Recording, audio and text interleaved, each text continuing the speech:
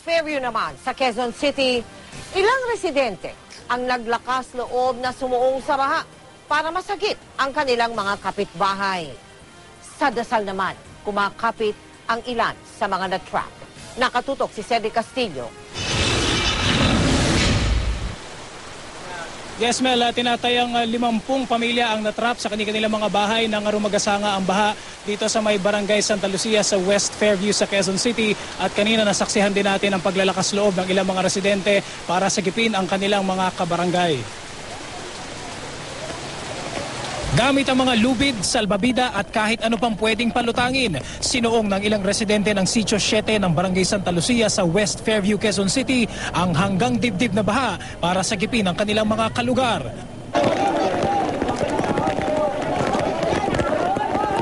Aabot sa 50 pamilya pa raw ang natrap sa kanilang mga bahay, pero bahagyang nabulilyaso ang rescue mission nang magkabuhol-buhol kasi ang gamit nilang lubid. Si Lola Emmy walang magawa noon kundi magdasal para sa mga kaanak na hindi agad nakalikas. Yung apo ko tsaka anak ko nandyan, ngayon di pa nakalikas, wala ba kayong boat? Yun sabi ko nga.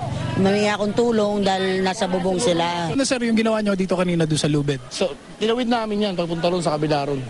So hanggang dulong-dulong ng kalye kasi doon yung pinakamalalim na parte. After nung undoy, hindi na nagkaganito? Hindi na. Pero ngayon lang talaga, ulit na ulit to. So ano ang naging reaksyon nyo nung mga residente nung kaninang umaga? Mga 4 o'clock pa lang ng umaga, talagang biglang kalahating dangkal, sa dangkal, biglang-bigla. Habang patuloy ang paglikas sa mga residente, siya namang pagragasa ng kulay putik na tubig. Ang ilang bahay, tanging mga bubong na lang ang kita. Walang tigil ang buhos ng ulan. Mag-aalauna ng tanghali, dumating ang isang rescue team at rubber boat. Muntik agad mabulilyaso ang rescuers nang tangayin ng alon ang kanilang bangka.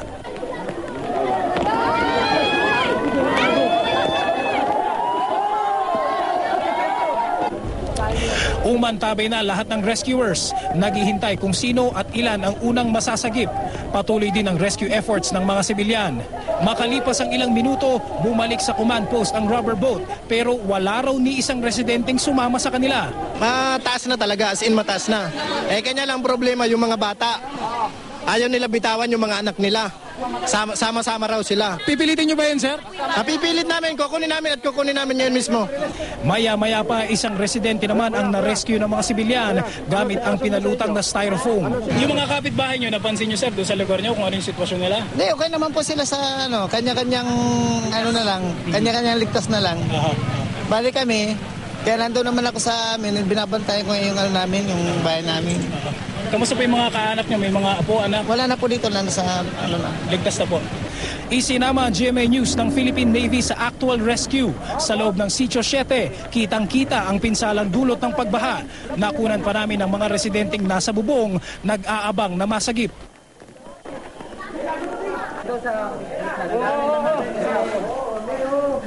Sa ikalawang batch ng mga na-rescue, halos napuno ang rubber boat. Ilan sa kanila, mga bata, kabilang na ang sanggol na ito na binalutan ng tuwalya. Gulat ang mga taga-barangay Santa Lucia sa biglaang pagtaas ng tubig. Giit naman ang mga kawani ng barangay, paulit-ulit daw nilang binalaan ang kanilang mga kababayan. Siguro mag-iisang linggo na rin hanggat nung hindi tumitila yung ulan. Panay ang abiso namin sa kanila na meron kaming ginawa mga marker doon sa pader na sakaling yung tubig pumunta sa level na ginawa namin, maging alerto na sila. Mel, as of 6 p.m. ay 68 o 68 residente na ang na-rescue ng Philippine Navy. Maliit na bilang daw ito kumpara sa mga inaasahang na stranded pa sa kanilang mga bahay.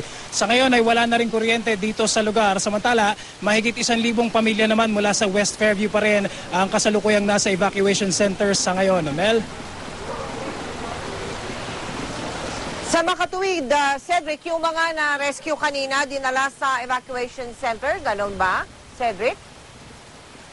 Yes, Mel, merong ilan sa kanila na dumiretso na doon sa evacuation centers. Samantala nga, napag-alaman natin yung mga bata na nakuha na natin ng video kanina ay idiniretso doon sa mga pinaka-available, pinakamalapit na mga health centers para agad matugunan yung pangangailangan ng mga bata, Mel. Maraming salamat sa iyo, Cedric Castillo.